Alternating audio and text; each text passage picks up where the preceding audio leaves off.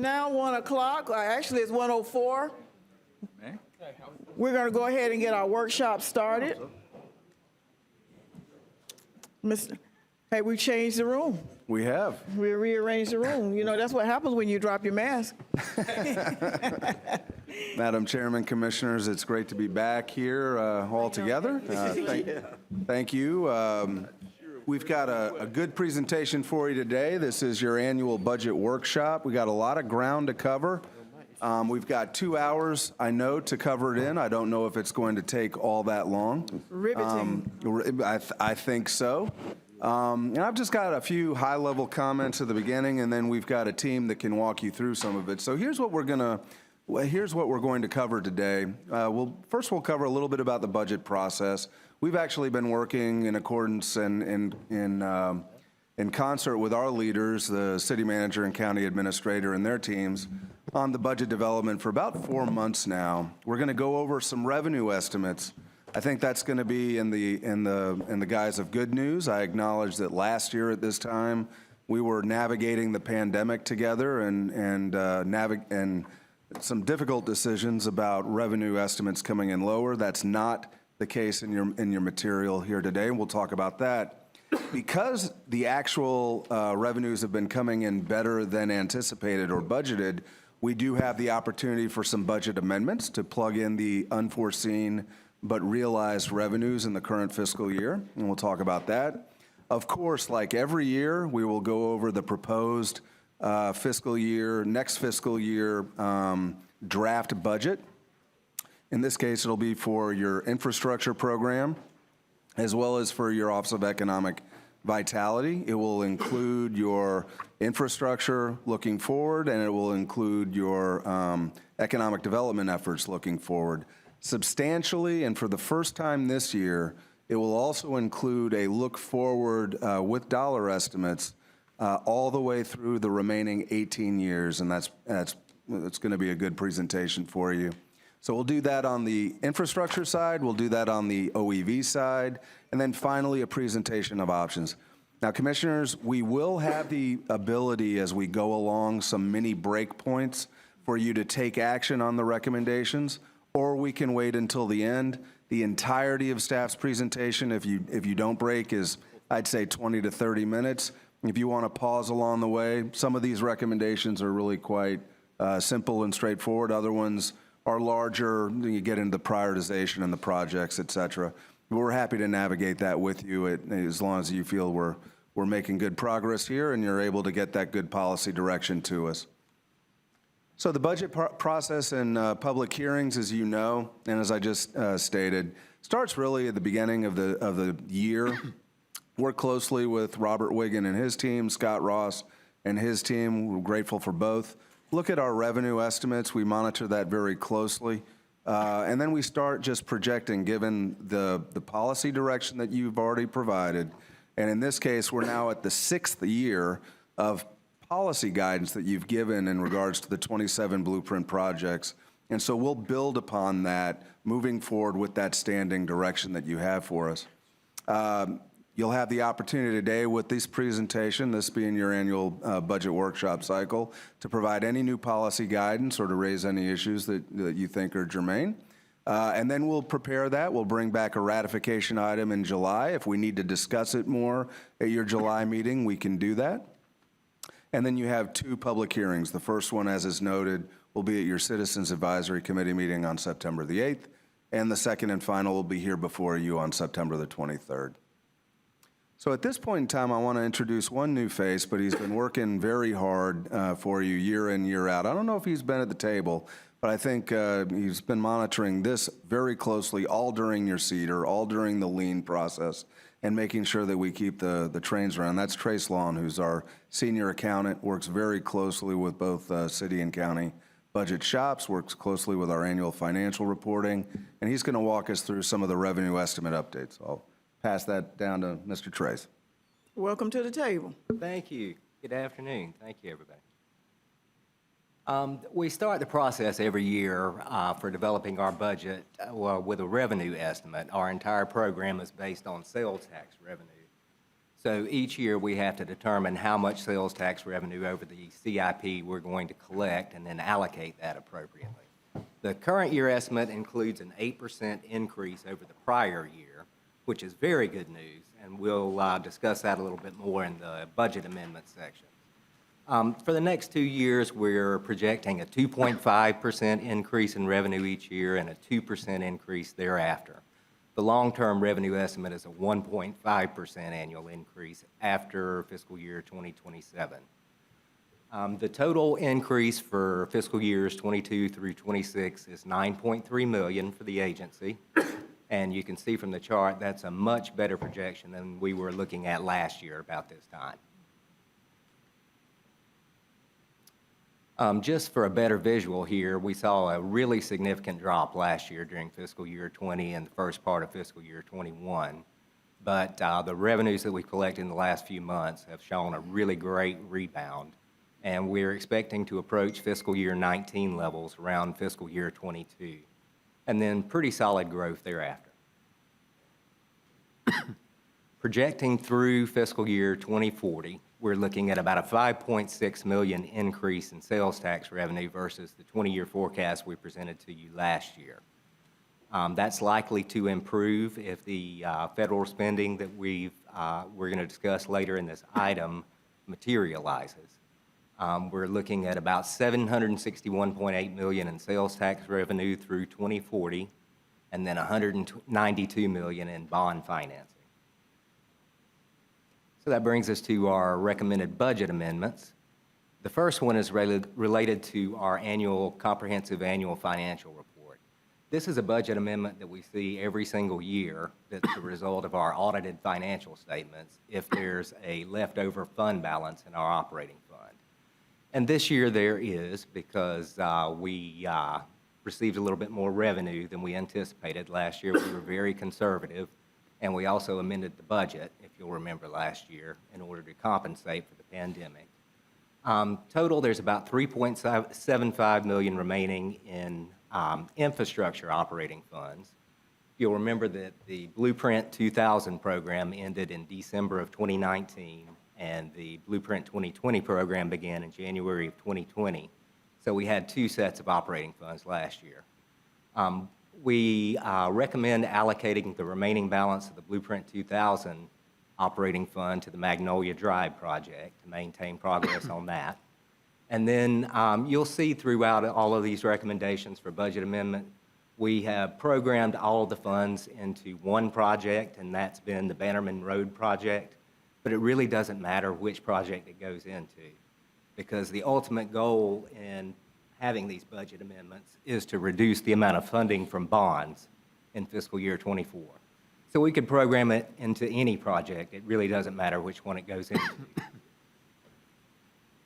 Pause just a second. Madam Chair, this would be a time where we would break and see, but he's on a pretty good clip.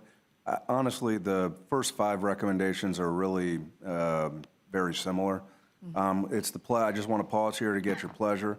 We can address all of this at the end, or if you want to pause and just take care of recommendations as we go, just let us know. Well, if it's all the same, why don't we just, everybody, you agree, let's just keep going? Yes, ma'am. Okay. Keep going. Okay, the second set of budget amendments is related to CARES Act revenue. And I know you've discussed this with your other boards. We received funding from the federal government, a total of $1.75 million from Leon County. And this is for programs that you approved last year in order to help small businesses and local nonprofit organizations. So the original budget for CARES, for the CEDAR grant program, came from the repayment that was planned for the city and county, $500,000 each, for their funding of the BRIF program, Business Recruitment and Incentive Fund. And our recommendation is to return that funding back to that source where it originally came from. Another $150,500 was allocated for CEDAR program because it was so successful. And that funding came from other OEV projects. So our recommendation number 3 is to reprogram that to the Strategic Marketing and Communication Project, and then $10,000 for communications for the MWSBE program. Our recommendation number 4 is related to the LEAN grant program, which was for nonprofits. And the original funding source there was the Lake Lafayette Park and Monroe Adams Corridor placemaking, and it was at $500,000 each originally. Some of that, $200,000, was used to cover the OEV budget deficit last year during the budget amendment process. So there's a total of $800,000 left, and the recommendation is to program $400 each back to those original projects, Lake Lafayette and Monroe Adams Corridor. The next budget amendment is the American Rescue Plan Act, which is recent federal legislation that I'm sure you've also discussed with your other boards. It gives a total of $350 billion to state and local governments to assist with economic recovery. Leon County and the City of Tallahassee both received a share of that, and they have agreed to provide $8 million to the agency for our revenue losses from the last 2 fiscal years. The recommendation here would be to program according to what's in the interlocal agreement. So essentially, it's an 85-25 split, because the agency receives 66% of the sales tax for infrastructure and 12% of the sales tax for OEV funding. So that's what we've recommended for our allocation from ARPA funding. So it would be to program $7.5 million into the Bannerman Road project. And this is something that you can discuss later. It's on the agenda for the next meeting, which is the TCC project. But if you choose to move forward with that project, the funding would be available here in recommendation number 5. If you choose not to move forward with that, we recommend programming the rest of it into the Future Opportunity Leveraging Fund. So that would be a total of $1.37 million.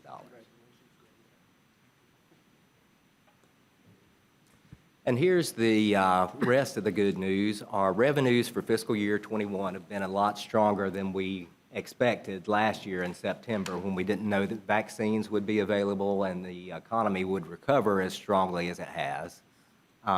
We're expecting that there's going to be about $1.67 million more sales tax revenue than we initially budgeted last year. So conservatively, our recommendation number 6 is to program about $1.56 million of that. Now, normally what would happen is we would take that at the CAFR allocation budget amendment, like we discussed. That was the first budget amendment we discussed today. But instead of doing that, you have the recommendation here to program that into projects to get those moving a little bit more quickly. And for Bannerman Road project, that would be $1.32 million. And OEV requests the $240,000 share of their revenue to go to the Strategic Marketing and Communication Program for a national marketing campaign and to support local small businesses. Okay, thank you very much, Trace, and truly, thank you. Very thorough overview. All right, so we've got 2 more items coming up, and this is probably where we're going to start getting into some of the conversation later on at the end. Appreciate your patience. If I was marking time, I'd say 10 minutes for the blueprint infrastructure side, maybe 5 to 10 minutes on the OEV side, and then, all in together. But the next item up, pass that down, is a review of the forthcoming year for the blueprint infrastructure side. It is a look at the next 5 years of capital improvements on the blueprint infrastructure side, which will include 2 bond issuances, which you've been hearing about and giving direction upon for a long time, and substantially, significantly, I believe for the first time at this meeting, is a recommendation for a plan to get you to 27 projects funded out of 27 ultimately during the remaining 20 years. So, Director Calder? Thank you. Thank you, Ben. I appreciate it. Thank you all for your attention today and the opportunity to present on our fiscal year 22 budget, as well as our 5-year capital improvement plan. In summary, we estimate in fiscal year 22 a little over $30 million coming into the infrastructure program. And just as a reminder, the Blueprint Infrastructure receives 68% of the total sales tax revenue coming into our community, or 66%, sorry.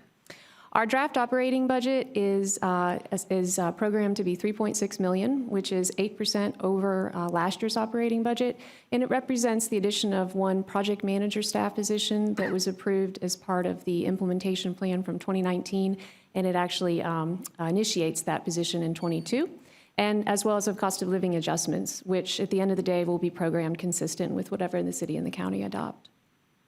We have our 5-year capital budget, which builds upon the prioritization and implementation processes that were previously approved by this board, and maintains the project schedules on all previously initiated blueprint projects, which has a lot of community impact, and we'll see that later on in the presentation. It assumes leveraging of external resources to fund projects on state roads, consistent with the prior board budgeting strategies, and includes a $65 million bond funding in fiscal year 22 to advance major projects, including our Magnolia Drive Trail, our Airport Gateway, the Northeast Connector Corridor, Northeast Gateway, and many other projects. For our operating budget at that $3.6 million, I mentioned already our personnel services increased due to the addition of that project manager. Major decrease in our capital outlay of 53%, and all that is last year we had a new vehicle that was programmed, and this year we don't need another car. Actually, that was a truck, so we got that. Administrative allocations, just as a reminder, we split share at staff with OEV for a more efficient workload there, and that leaves out of the money coming into the Blueprint program $91.6 million going into our capital projects. So let's talk about that.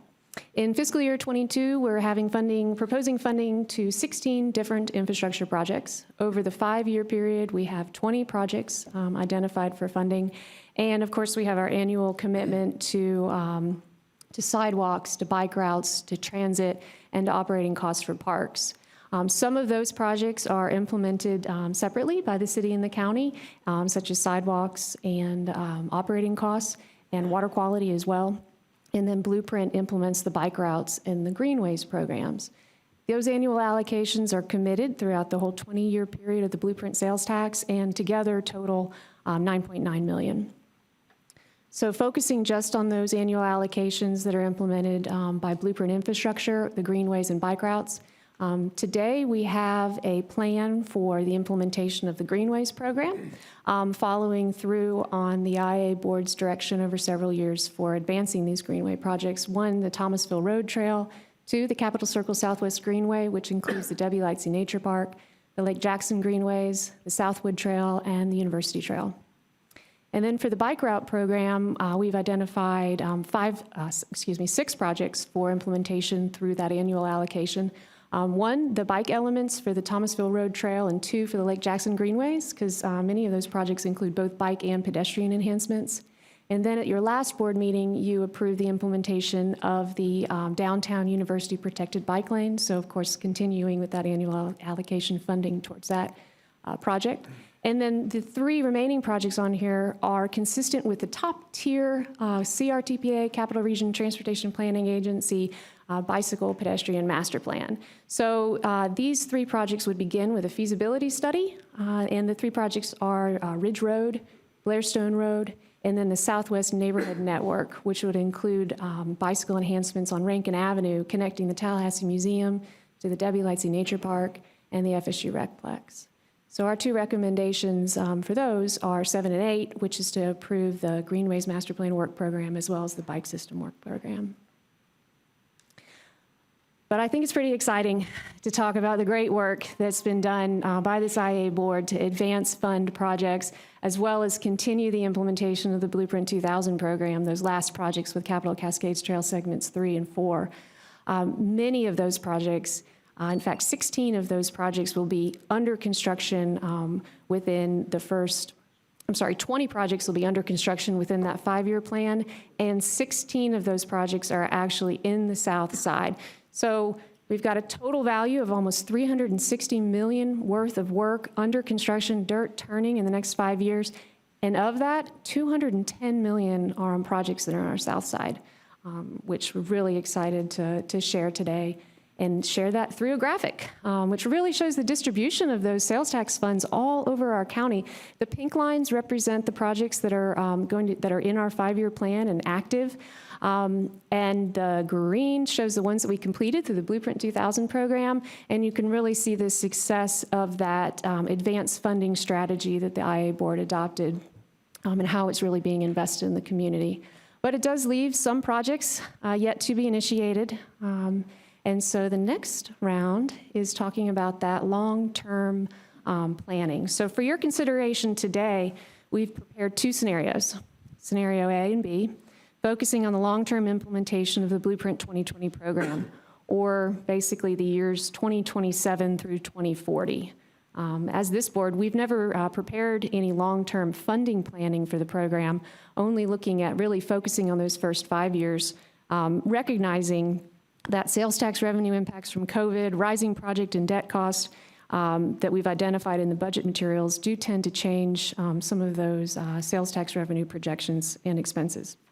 However, we're only 2 years into the Blueprint 2020 program, and market fluctuations such as interest rates and inflation, and also leveraging opportunities to bring more money into the program will inevitably occur.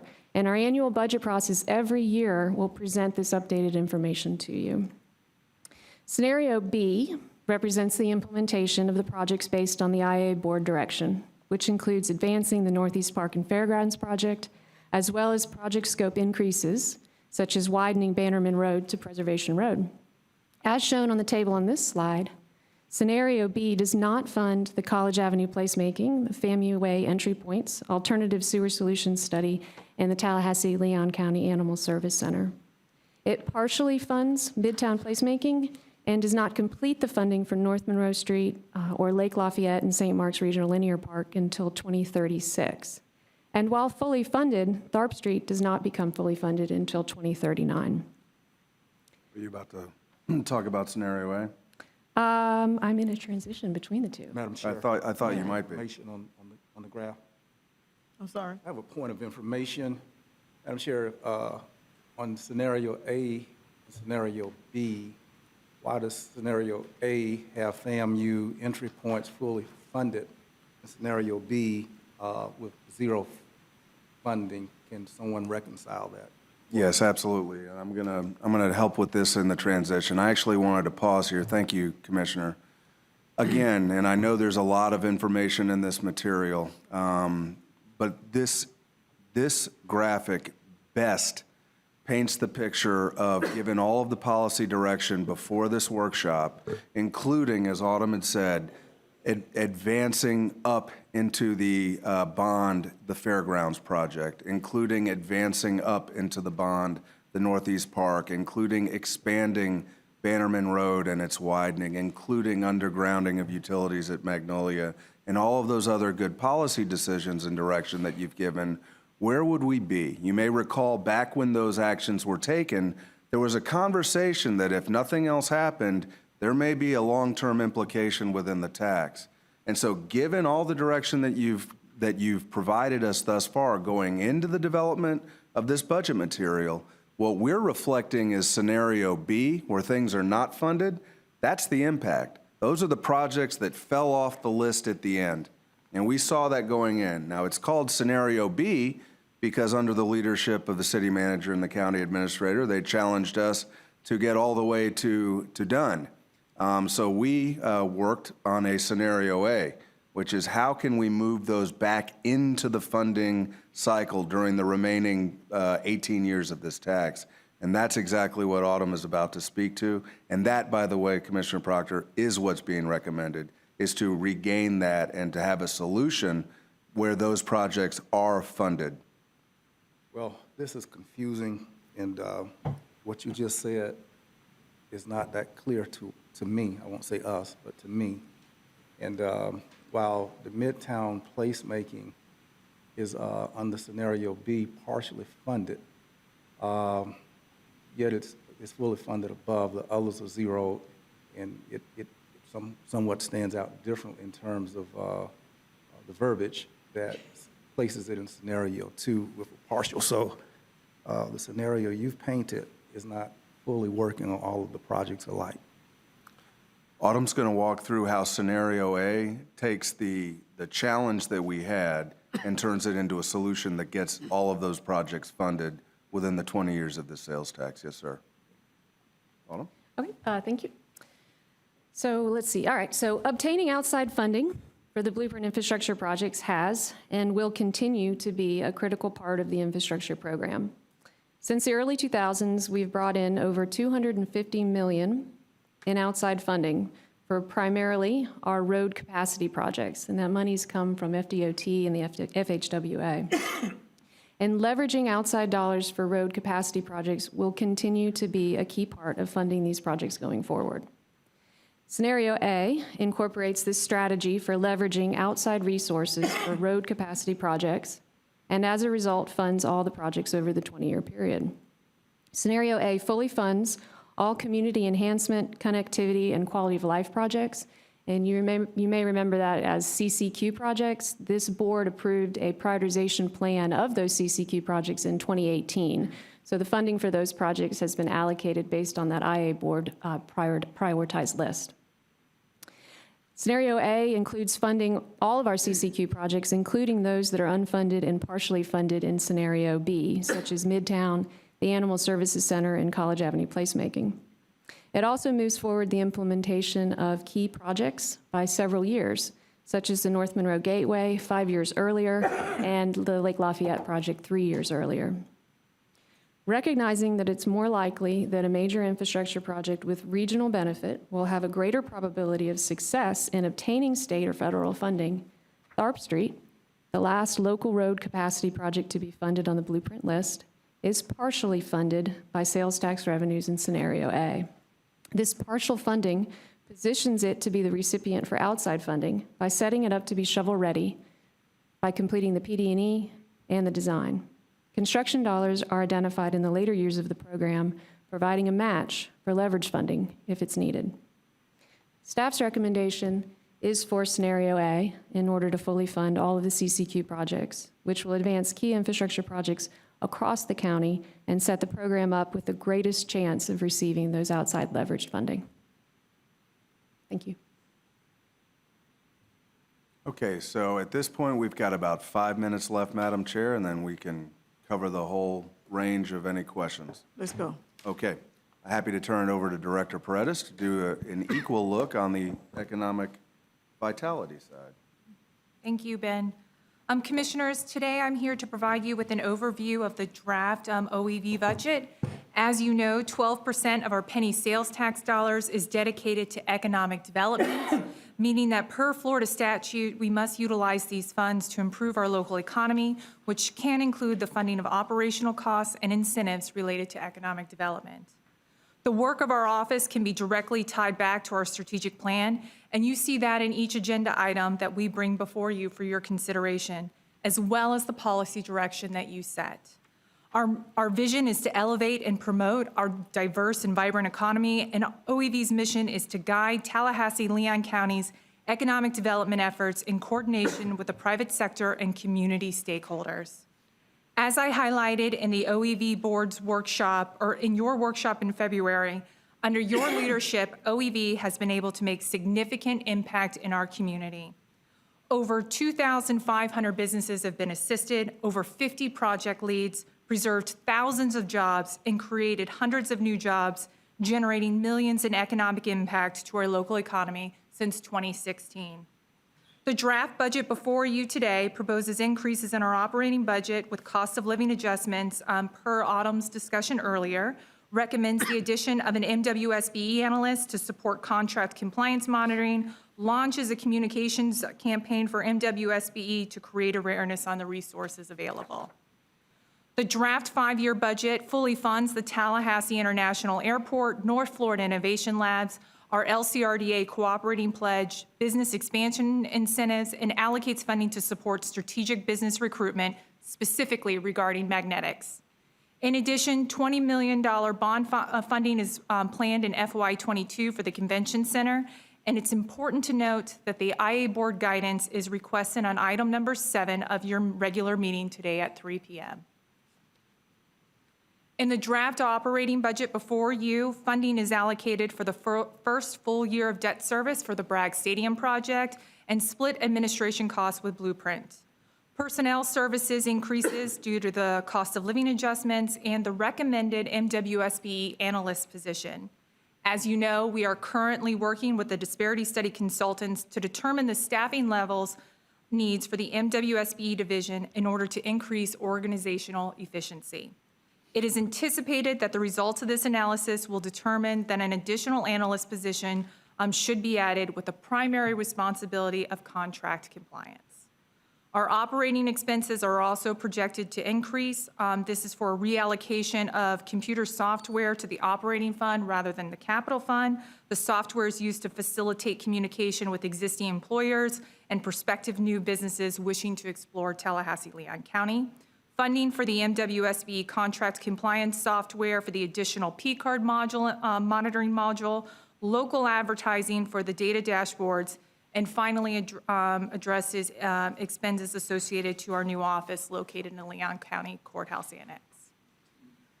Commissioners, in regards to our draft CIP budget, it, as I mentioned earlier, fully funds the Tallahassee International Airport, North Florida Innovation Labs, LCRDA funding, business expansion incentives, including the recently announced Danfoss expansion, which will add 239 research and manufacturing jobs. It allocates funding to support strategic business recruitment, regarding magnetics as one example, provides funding for MWSB industry academies, the Big Bend Manufacturing Association, workforce initiatives, which includes funding to support the workforce development initiatives at the libraries to train people for high demand skilled jobs. It also allocates funding for a multi-year marketing campaign and the Love Your Local Business campaign, and also includes funding for economic vitality sponsorship events that specifically tie back to our strategic plan, like Women Wednesdays, youth entrepreneurial pitch events, and the Innovation Park Tech Topics, just to name a few. And finally, Commissioners, pending your action later this afternoon, this draft capital budget includes the allocation for the following. $2.5 million for Project Mango, $1 million for the TCC athletic facility enhancements utilizing ARPA funds, and reduces the convention center project or any other economic development project to $20 million due to bond financing increases, construction cost increases, and the economic recession due to the COVID-19 pandemic. Okay. So thank you very much. Thank you, Commissioners, for your patience during all of that. Clearly, we've covered a lot of ground. Just to reiterate, what you have before you is in alignment with all of the prior policy direction that we've been receiving. Thank you. It positions us to have 2 bonds in the next 5 years to generate and stimulate all of the projects across our community that have been discussed. It navigates an increasing bond rate environment. It navigates increased construction materials costs, and it helps you achieve your strategic plan goals and objectives on the economic development or vitality side, as well as action on all 27 of your 27 blueprint infrastructure projects, as is included in Scenario A. What you have before you, and I'll leave this slide up, but we're here to answer any questions you may have. Option number 1 would effectively include approval of all the recommendations we've gone through. And option number 2 is any other board direction you may have. With that, Madam Chair and Commissioners, Mayor, we're happy to answer any questions. Okay, thank you all for your presentation. At this point, we'll begin our discussion. I have already been tagged early on, the mayor, Rick Minor, Commissioner Minor, Commissioner Dozier, Commissioner Proctor, Commissioner Richardson. Am I missing anyone?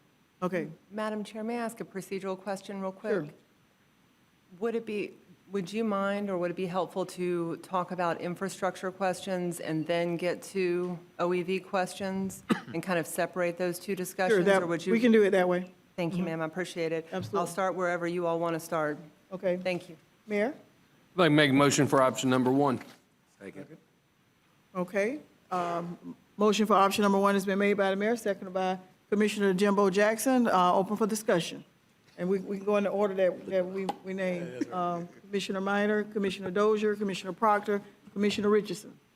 Thank you, Madam Chair. I appreciate it. I've got a question, a quick one that I think is for maybe Trace. I think it was maybe the third slide or second slide, you talked about the 20-year revenue forecast currently is now 5.6 million over the forecast from September 2020, which is great news. Just quick question, I want to see how that compares to the pre-pandemic estimate for the 20-year. I guess it would have been in maybe April or May of 2019 when we last did that estimate. Do you have a sense on how the current estimate of 5.6 million, great news, how that compares to what we had planned and projected in 2019? It's slightly lower than what we had projected back in 2019. 2019 was a great year, as you know. We're going to be back to 2019 levels here in fiscal year 22, but we did lose a significant amount of revenue. It was in the order of probably $15 million off the total 20-year forecast compared to this year's. Okay, thanks. Appreciate it. And then I just wanted to thank staff for all the hard work on the scenario B versus scenario A. I know there's a lot of work I know went into that before it came to us, so just wanted to thank you all for that effort. Thank you, Madam Chair. All right. Commissioner Dozier? Thank you, Madam Chair. I'm going to stick with infrastructure right now, and if we can circle back around to OEV in a moment. I first think that, we said this at the commission meeting a few days ago. Our OEV and Blueprint staff have taken on an incredible lift in the last year. It's our first meeting sitting here without masks. It's good to see everyone out from behind the plexiglass and everyone back at the table. I just want to thank all of you. There's been a tremendous amount on infrastructure, and for the OEV staff to support our community through the last year in so many incredible ways to keep our businesses going, and our minority and women small business staff as well.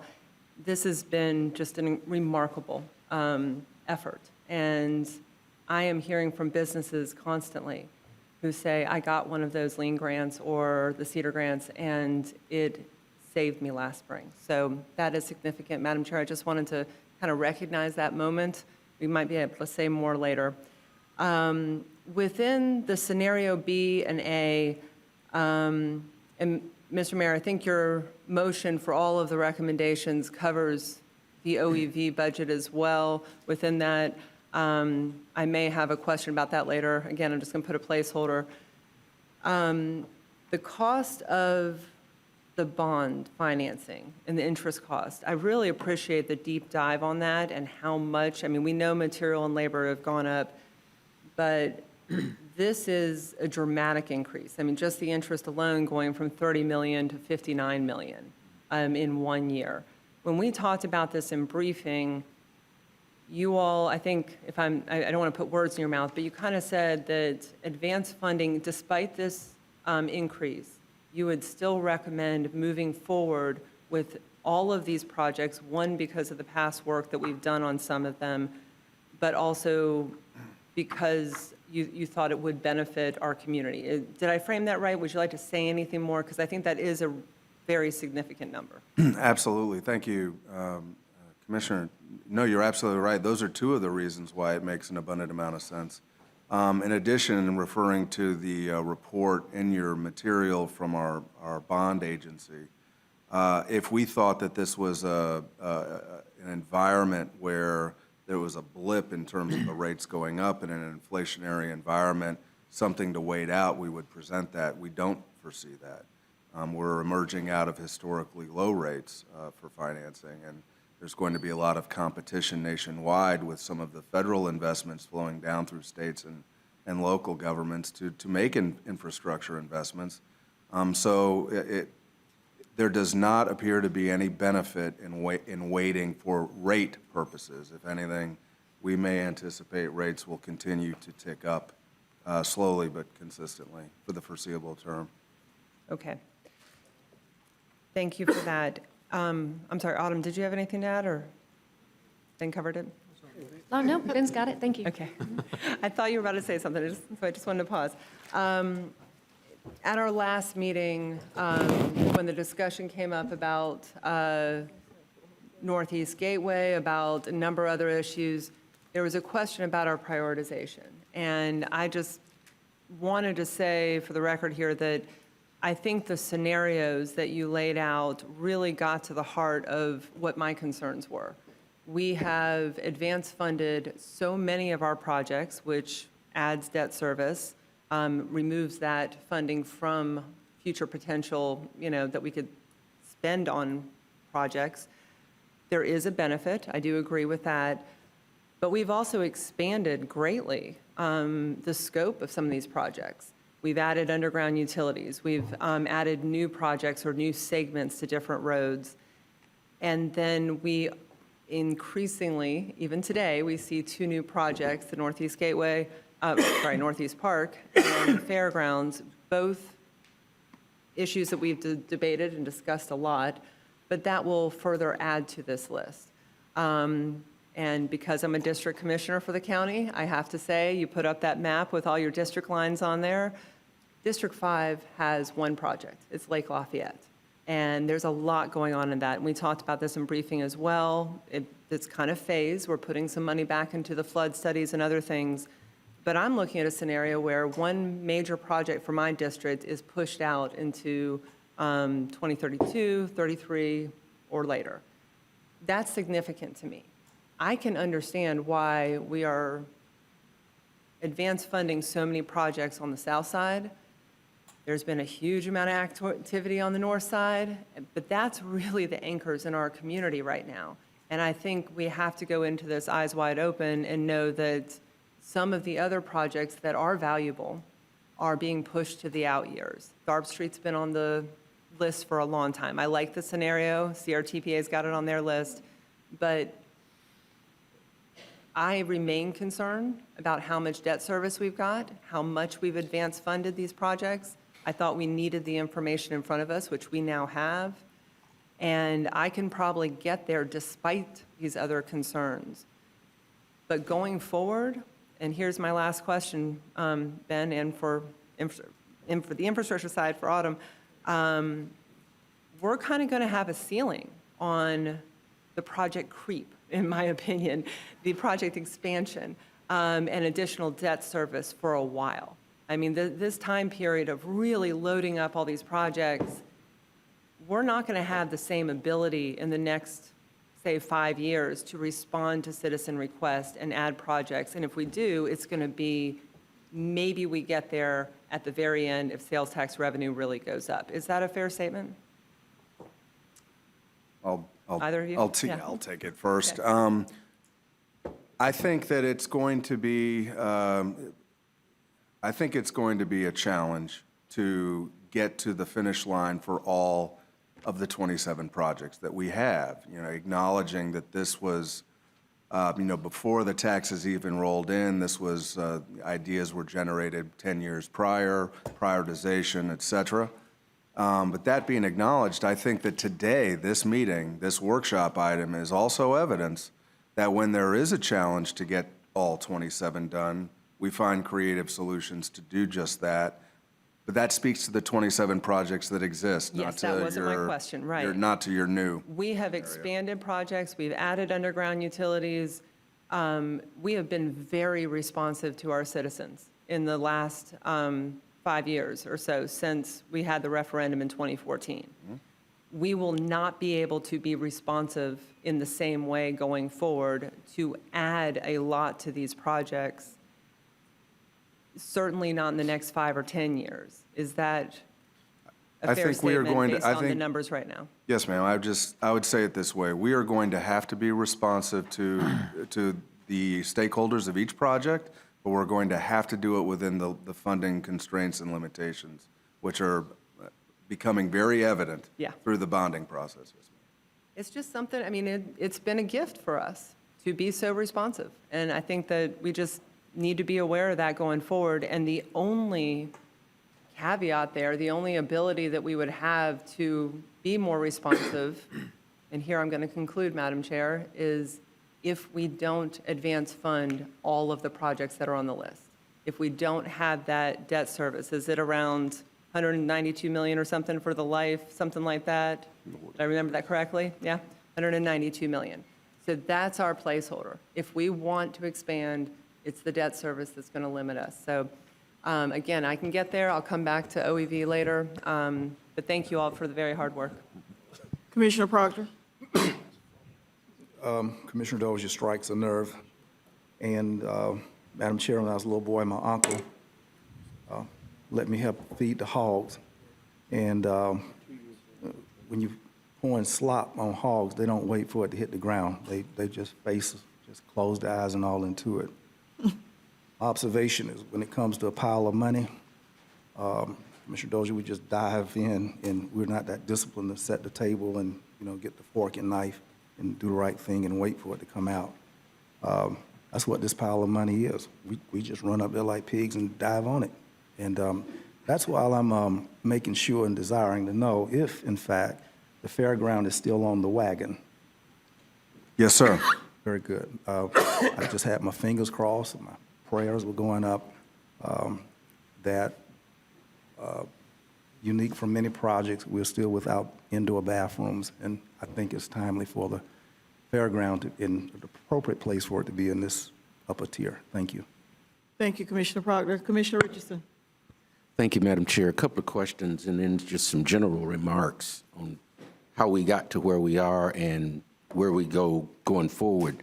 Ben and Steve, let me introduce Steve Evans for those who may not know him. Steve was chairman of our sales tax committee. I had the pleasure of serving with him as vice chair of that group. But I thought there was some conversation, Steve, and correct me if I'm wrong, Ben, during the discussions with Imagine Tallahassee, that there was some money requested by FAMU for the community garden off of Orange Avenue. Did that kind of fall out of the discussion at some point? I don't have the answer, so yes. It fell out? Okay, okay. I knew there was some discussion, and I didn't see it anywhere going forward, and I didn't know what had happened to it. So thank you, Mr. Chairman. Secondly, I want to thank staff for hearing my concerns about the Magnolia Drive sidewalk project, walking path, because originally what happened, as you all know, there is a sidewalk that's been completed from South Meridian to Pontiac Drive, and then the remainder will be from Pontiac to Appalachia Parkway.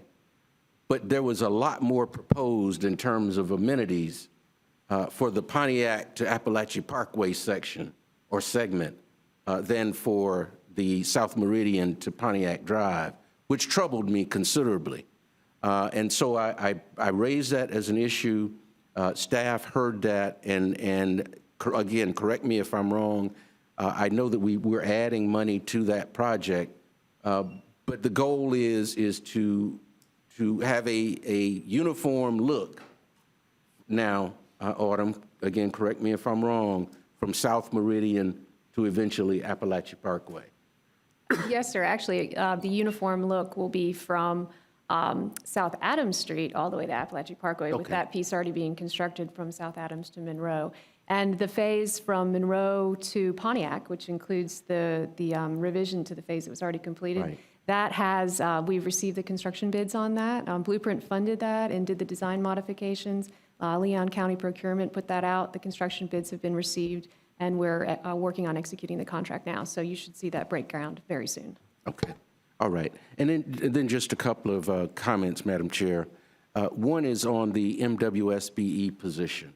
That is a critical position.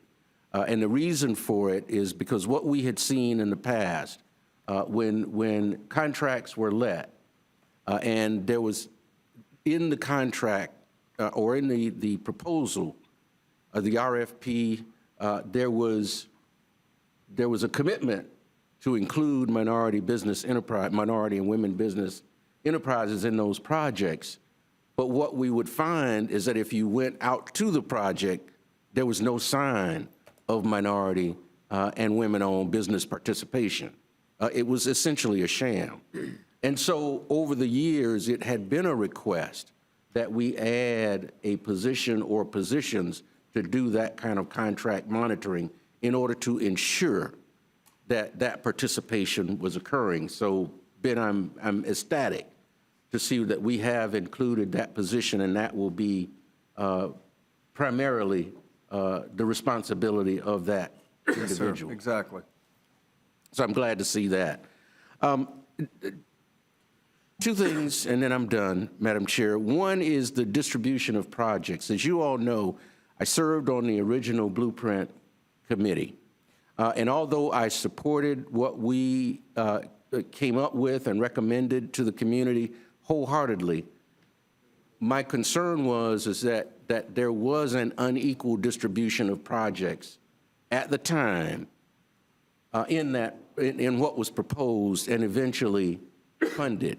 And so when we came back to look at extending the sales tax and looking at additional projects, and under Steve and I's leadership, we made a commitment to ensure that there was more equal and equitable distribution of projects going forward when we took this to the community in 2014 to advance the sales tax for another 20 years.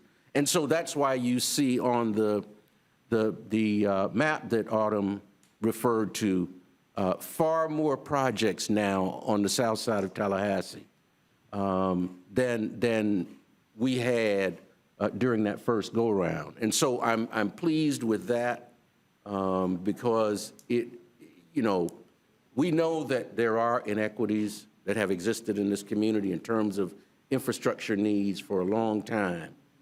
But I'm tickled pink to see where we are and where we're going now, what's being proposed for the south side of Tallahassee. I think for the first time, especially after this next 20-year period, I hope I'm around to see it, that wherever you live in this community, you can feel like you live in an all-America city.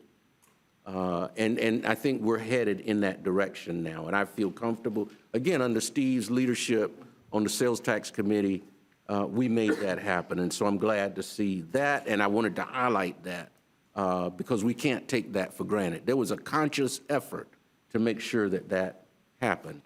And then lastly, in support of Scenario B, one of the things that made the passage of the sales tax extension possible was that we promised this community that we would complete every project.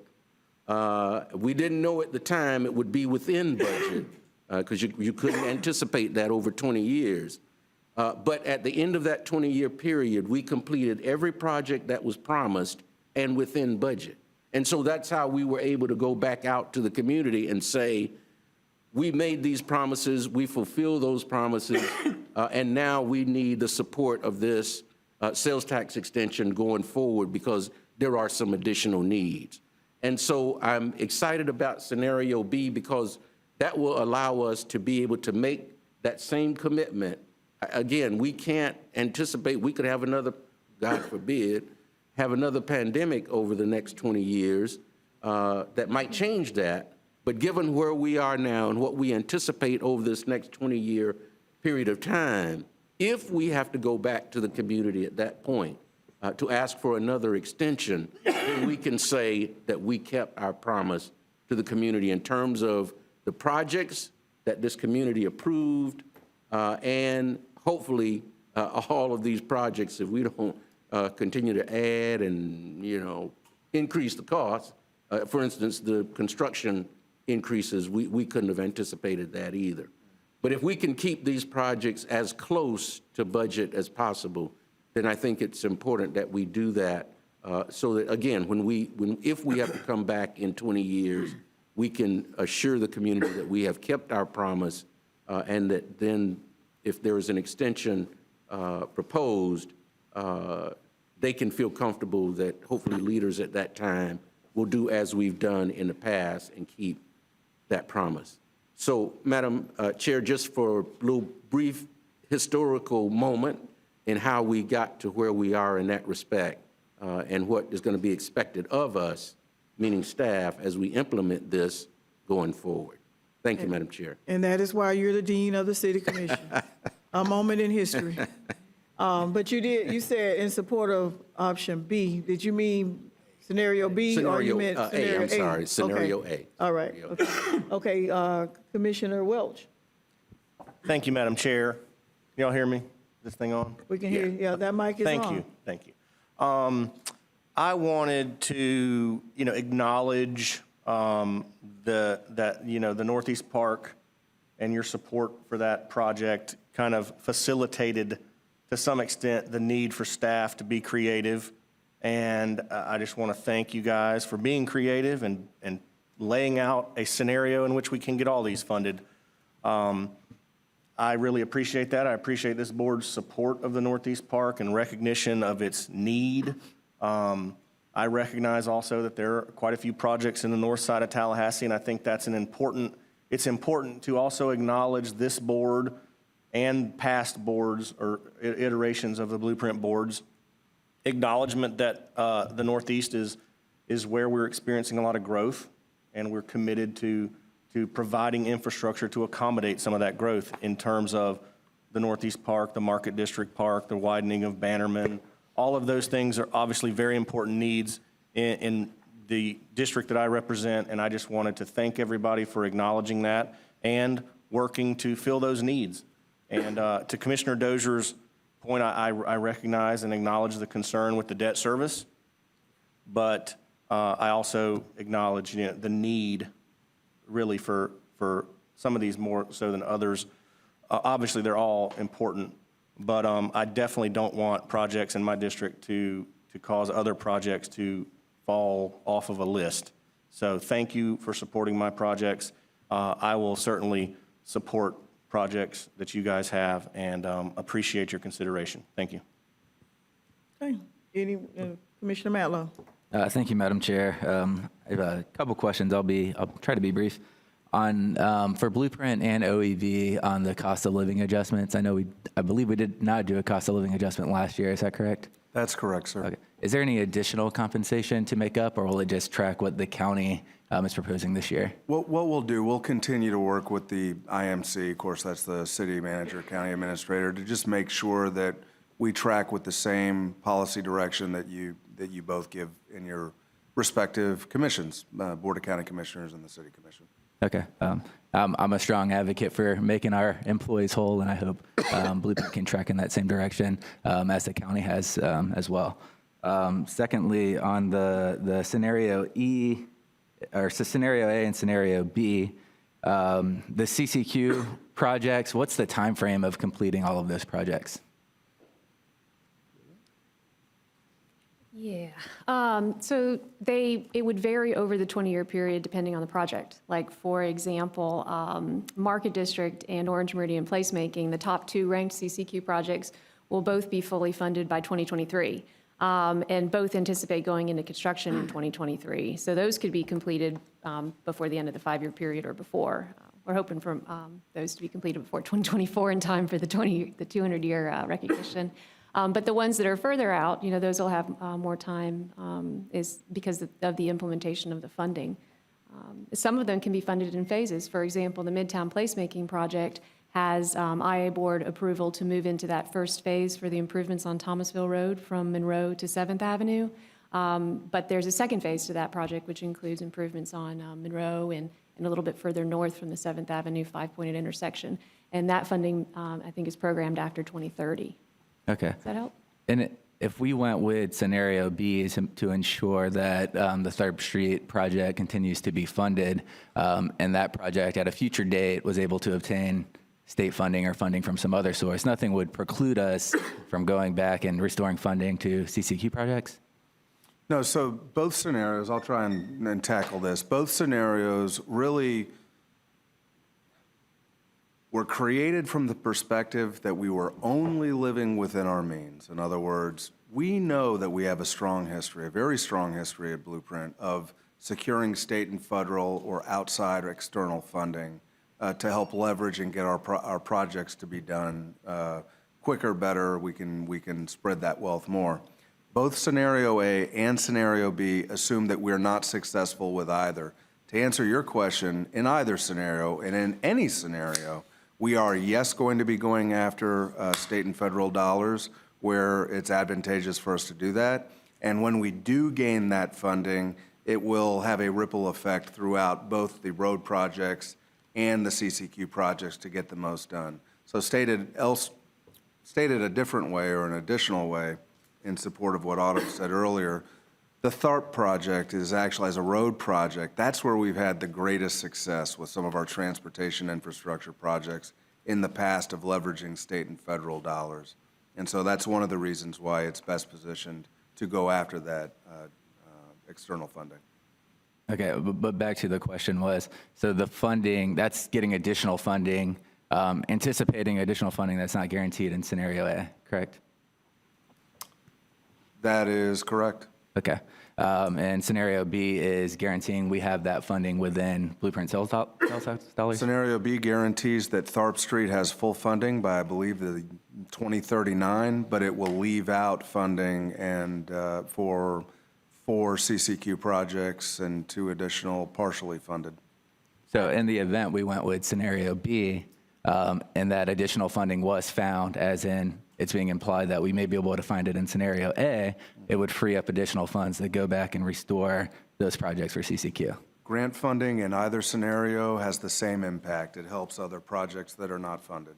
Okay, so essentially, if we put all of the CCQ projects aside, what we're voting on today would be, do we want to guarantee that we're going to deliver on the Tharp Street projects, scenario B, or scenario A, we leave it more to chance? And that's the concern I have with the way the scenarios are proposed.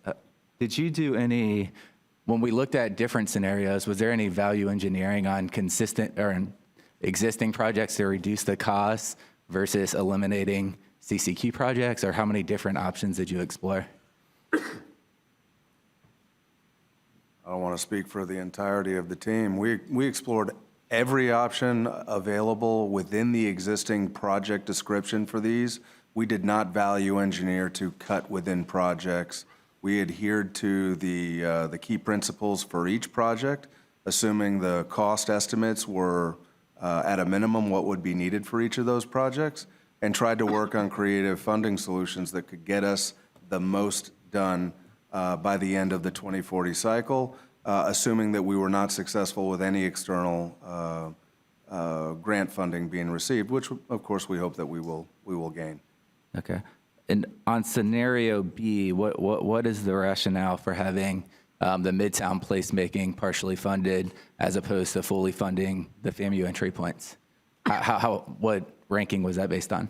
Oh, that's based on the 2018 prioritized list of the CCQ projects. Okay. Do you think the Midtown placemaking project will have an economic impact on this community? Yes. Okay. All of the CCQ projects in 2018, as part of that prioritization, had a study that was completed by CEFA, the Center for Economic Forecasting and Analysis, the same group that we use from FSU. And they did an analysis on the economic impact of each of the CCQ projects, which independently each had an impact. And then that was programmed into the prioritization ranking. Okay. So it seems to me we have a list of projects that may or may not be on the chopping block that could have an economic impact. And later today, we may be exploring new proposals that have not been discussed before that are significantly expensive that would also potentially have an economic impact. So I think when we look at all of the scenarios on the table, I think we should broadly look at all the sales tax dollars we're completing and try to see how we can bring things to completion. And then my last point would be on Commissioner Dozier raised the point of what's really putting us underwater is debt service and how many projects have been expedited. And I agree with expediting the Northeast Park. I agree with advanced funding the fairgrounds projects. I think those are not what's really driving the bulk of our debt service. What's driving the bulk of our debt service are $60, $70 million road projects that are the least priorities of members of our community, things people aren't asking for. Projects like the Northeast Gateway, which really is to serve development that's years and years out, that doesn't really need to be built today, and just even pushing projects like that out 10 years to when they would be more necessary would be able to put us in a financial position where we can better balance some of these things, and also looking for alternative routes. I recognize we put staff in a tough position because we made all of these decisions of when the Northeast Gateway needs to be built. We made these decisions of expanding it to Roberts Avenue, but we're in a completely different reality now from when we made those decisions. Mr. Pingree, when the bonding decision was made, you stated if we bond these projects, every project will be fully funded. These will not inhibit us from being able to fully fund all the projects. And now we're at a table today discussing not fully funding Tharp Street. So I think it would be smart, rational, reasonable to look at some of those previous decisions of how fast we want to complete these projects to make sure we can deliver on the promises we made to the voters. So I can't support, Mr. Mayor, a budget today that's not going to fully fund Tharp Street because it was promised to the voters. And to think 20 years from now, it's a possibility that children are still going to be walking on dirt paths next to Tharp Street because we decided to expedite the Northeast Gateway. I just can't get there. Thank you. Thank you. Commissioner Proctor. Thank you, Madam I know Chair. I acknowledge you, but then I want to come back to you, Commissioner Dozier, to talk about OEV. Thank you, ma'am. Commissioner Matlow makes a compelling point. Is Thorpe Street a state street, county street, city street? What kind of designation does it have? It's a local road, it's a county road within the city limits. Would it be, and I speak to Commissioner Richardson in particular to recall that pot of money some years ago called ICE-T 21 or something like that. And we got jillions of dollars. I would love to see us designate, Commissioner Matlow, Thorpe Street potentially for monies which we hear infrastructure dollars coming from Washington. I just don't know if it being a local street would qualify as much as, say, if we wanted to run 319 to Wakulla Line, it probably would be more apt, plus the study has already been done. We only need to go down there and build the road to meet what now is the ongoing development of 319 in Wakulla County. I believe that Woodville Highway should also be lifted up as the quintessential road for, and that Blueprint can look out for. We are subject in transportation to this regional thingy, the Ciara thing like that, but what we don't have is our own local, and I'm thinking that we should task the Blueprint to be our transportation local that is not shared in people voting on what happens in our community. That's why I am lifting up and proposing that we follow new monies that are proposed to come down to the state for infrastructure dollars. Thorpe Street, Woodville Highway, and the completion of Crawfordville Road to the Wakulla County line all make sense and all qualify. Thorpe Street is in a part of District 1, so when you say that word, it rings bells. In the this part of the book is all a part of what we were looking at. Is this what we're talking about today? Tabs 1, is that a part of the discussion? Yeah. Okay, Yes, good. I'm deeply disturbed, and Commissioner Richardson's words were touching, except for the reality of what we presented to us on pages around about 62. We got 19 pages of presentation of resumes working on the technical Cascades Trail portion, and I'm very disappointed with what we are spending money, page 63, down to page 82. We have 27 white people and Christy Henry, one black person, who serve as the technical support for these projects. This is very disturbing to me. This is insulting to me. And when you look carefully at these resumes, some of these people finished from the FAMU FSU College of Engineering. Some of these people left off the FAMU part, and they just finished from the FSU College of Engineering. some of these people don't have a college, no school that they went to. It just says BS or MS, and they don't have that. I'm disappointed that if we have a college of engineering that produces all of these white engineers, it's the same students pool that come out of the FAMU/FSU College of Engineering. Where are the FAMU engineers? There are 27 professionals that our staff has sought out by whatever means, and I'm very disappointed. And this, to me, undermines what we say that we're about. I guess this project will take place over in the South Side, devised, developed by white people only in the South Side of the community. And this is a slap in the face of Florida University to say that FSU's graduates who are white can come out and work on this project, but there's nobody black in engineering. I'm not sure what the role that Ms. Henry will do, but in terms of the technical, the heavyweight, big lifting, they're all white. And I just think that this project should be augmented to reflect this community, to reflect this board, to reflect this penny. And if nothing more, if this staff can't find technical support reflective of the diversity of our board in women and in ethnic diversity, then consider the ethnicity and the diversity of the penny, the folk whose money is paying for this. And I'm deeply, I'm just numb by this projection in our faces.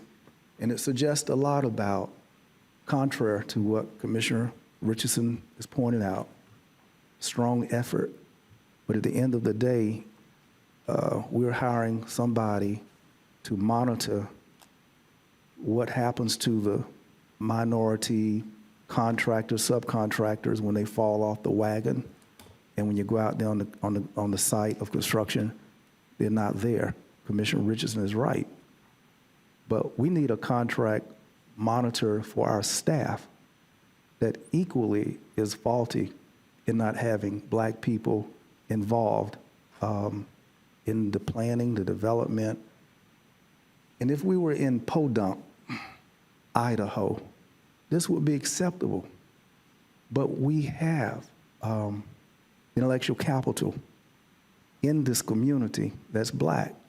We have Florida A&M University, which is one of the leading schools of the nation. And staff, y'all really need to go back and bring something in addition to what you have here. These are not the most illustriously developed. When you look at the projects that they've been on, there's overlap. Everybody's got $7.1 million because they worked on this. No, it's not that broad diversity of experience. They all like pigs that was eating at the same time, the same slop, same farmer. And I'm disappointed. So this board needs to know that what we represent as a policy stance, in part, is that there is fairness, there is equity, and that we undergird the development of our universities and so forth. Here's a apprentice or externship affidavit. I won't call the name of the firm, but they all got little stuff like that. And it still is mind-boggling that we have, and our staff has prepared the apprenticeship or externship affidavit,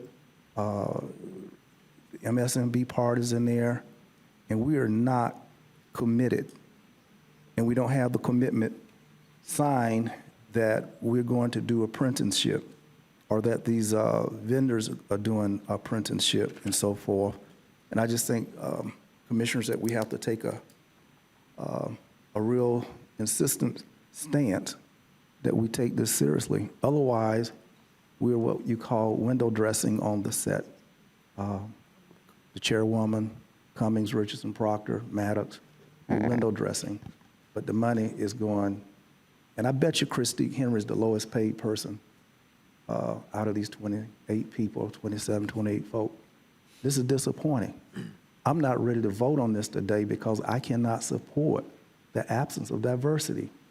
So I wanted you all to know well that this is not representative of the people who have voted for me in the district which I represent. They expect more from me and of you. But today, Florida A&M University is in the heart of my district, and I would slap it in the face along with you if I voted for this right here. So I'm not going to be supporting it. Thank you.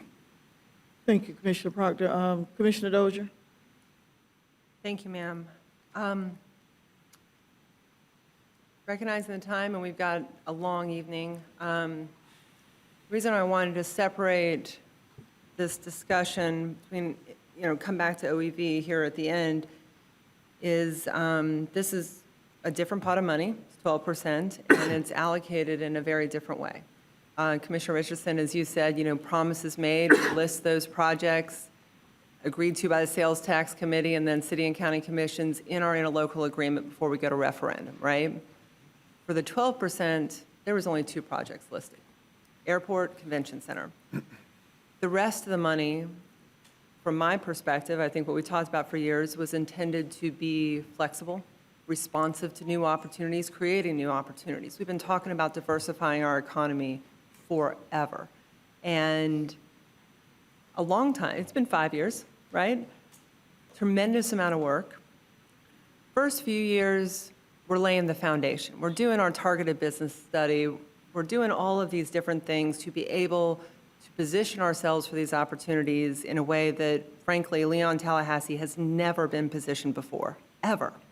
And in the last 17 months, since the money started coming in for the first time, we have been realizing opportunities. I mean, we've got real things that we can look at, actual jobs that are going to be created, incubator coming online at Innovation Park, microloan programs for minority and women businesses, and importantly, response to a pandemic. We were able to quickly respond, as I said before, save a lot of businesses and jobs in our community. So as I get through the item, and just for quick reference, it's on page 62 and 63 if y'all want to look at it. Like I said before about scenario A and B in the infrastructure side, I was really thankful to see all of the details in this section about the potential convention center funding. Now, I want to be clear, I'm not getting into our next agenda item. It doesn't matter what, if anything, we spend $20 or $30 million on. I am simply talking about the budget, so I'm saving that debate for a few hours from now.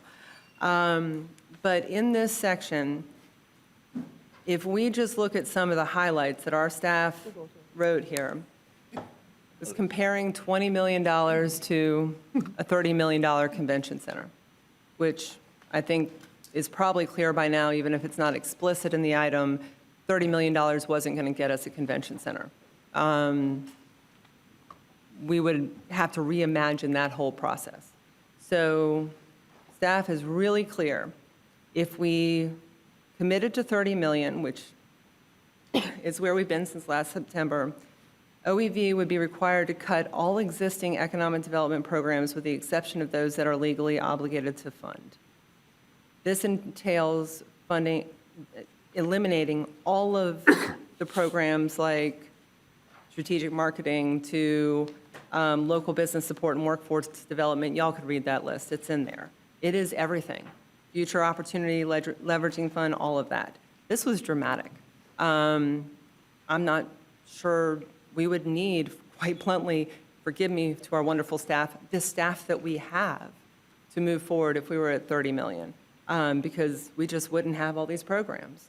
And Christina, you said in your presentation, you went through it really quick, there weren't specific numbers, but we have had a dramatic impact just with those programs and helping businesses and supporting local businesses and preparing to recruit businesses and then actually recruiting and negotiating, right?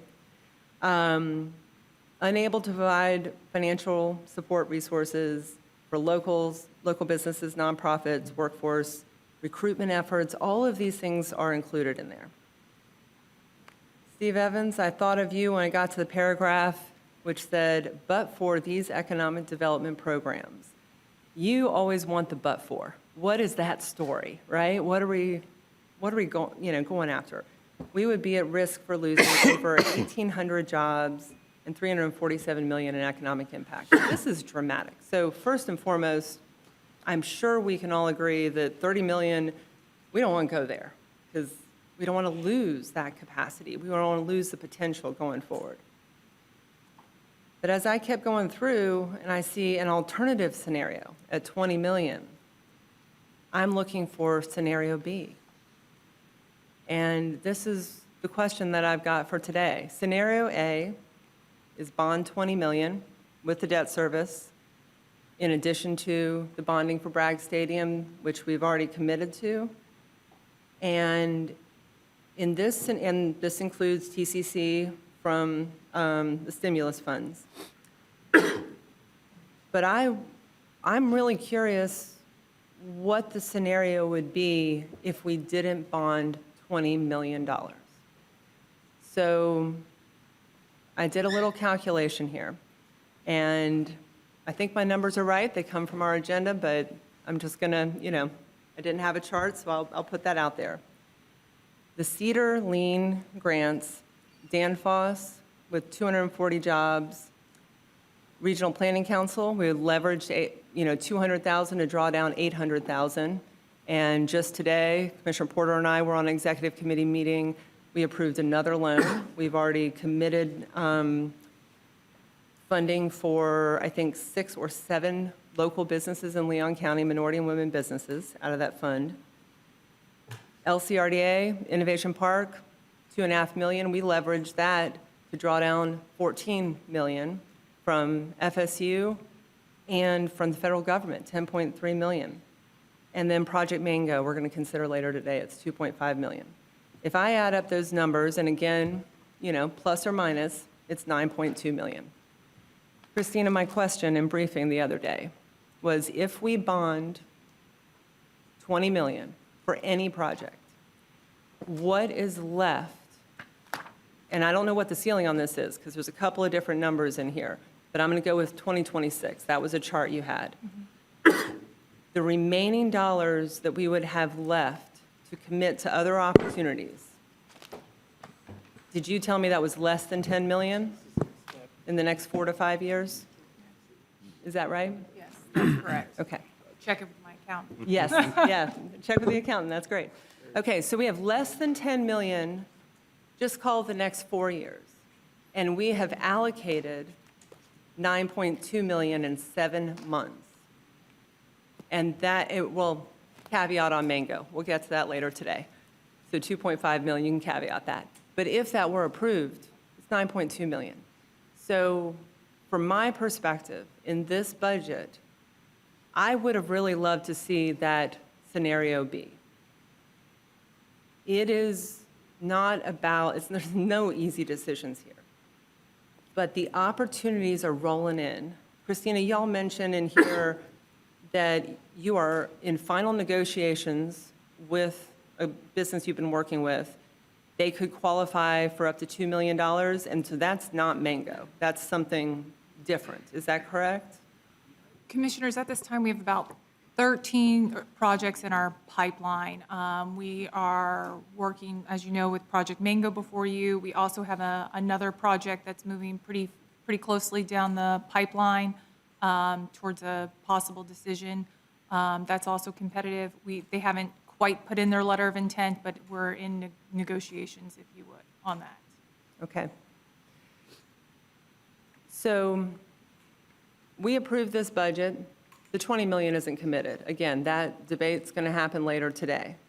But the reason why I wanted to talk about this is before we get to that discussion, understanding the opportunity cost, and I will admit, I played with this a little bit, and I thought about asking, the next 4 years, what if 2 juggernauts, a Mango and, walk into your office, and then a fantastic workforce development program at $2 million.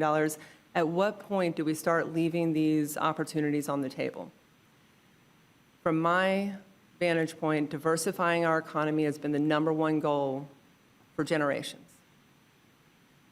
We have more revenue and more opportunities and more structure, the professional staff, the team, to get this job done, and they are proving their worth in the last 17 months, committing to this, that's going to have a return on this investment. And if we go forward with funding a large project later today, we will hit a ceiling in the next 4 years, if not sooner, could be the next 17 months, where we will not be able to commit to any other business that wants to come here and wants to take advantage of our targeted business program or anything else. I would love to hear other thoughts about that. Again, Madam Chair, I know we got a long meeting later, but we got a few minutes left. Without the question of what to spend that money on, this would be the time to talk about what the impact, what the opportunity costs are. And we are working on a strategic plan. I think that's going to fill out a lot of these details, and that's coming back to us in September? Yes, at your July meeting, there'll be a midpoint check-in, and then we hope to bring the adoption of that in your September meeting. Okay. Thank you very much, and you all have done a fantastic amount of work, and I can't wait to see the next projects that are going to be on our, hopefully, next meeting, or if not, the next couple. Thank you. Thank you. We have a motion on the table to accept option number 1. Are we ready for the question? Question. All in favor of accepting option number 1 is the recommendation? Let it be known by saying aye, or do we need to? Aye. Call it. Or do we need to do a roll call vote? We can do a roll call vote if you'd like. Okay.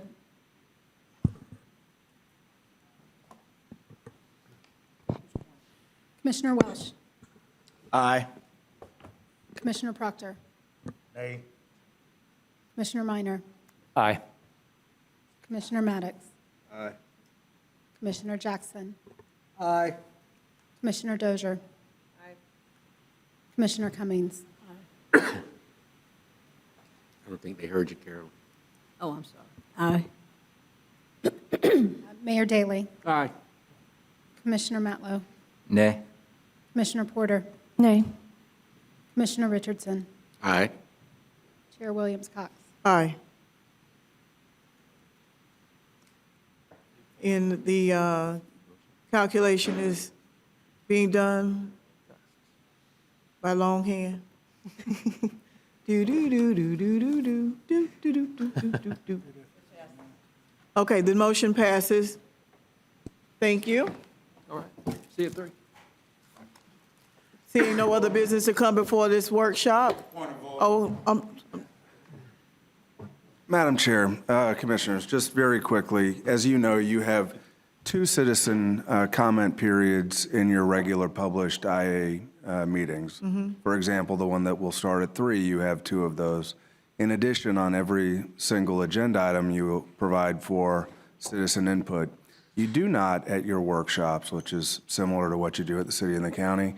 Madam Chair, you have discretion. There is one person in the audience who's requested to speak. He's been made aware that there is no public comment at this meeting and that at the beginning of the next meeting there is. But Madam Chair, that's not true. Madam Chair, point of order. I spoke with Mr. Ben earlier. Mr. Sims, please just give us a minute. Okay. Could you finish, Ben? Yes, ma'am. I'm very pleased during the regular meeting. I have discussed with the citizen many different times, but most recently, that there are citizen comments on non-agended items, which I believe he has something he'd like to present, and it's at the very beginning of your 3 p.m. meeting. Okay, thank you. Now, Mr. Sims, is this not something that you can do at the regular meeting on the unagenda items? You have to do it in the workshop, because this is a workshop now as opposed to the Board of Directors meeting. Madam Chair, without even going into the issue, per the instructions that was given to me by Mr. Penegry today, he said that one of the options to rectify the mistake that him and his staff made as to why we are in this predicament today was for you had the latitude of chair to run the motion for me to move on process in order to present my program. I do hear in his narrative that now he has added to that there is 2 opportunities for comments at the beginning, at the end. At first, when I spoke with Mr. Pennegree, he only told me about the one at the end, which would not get us to where we would be. Okay. But since he have just said that it would be comment at the beginning and the end, I'm willing to wait for 3 o'clock, ma'am. Okay, thank you. In the eyes of justice. All right, I appreciate it. This workshop is adjourned, and we'll see you at 3.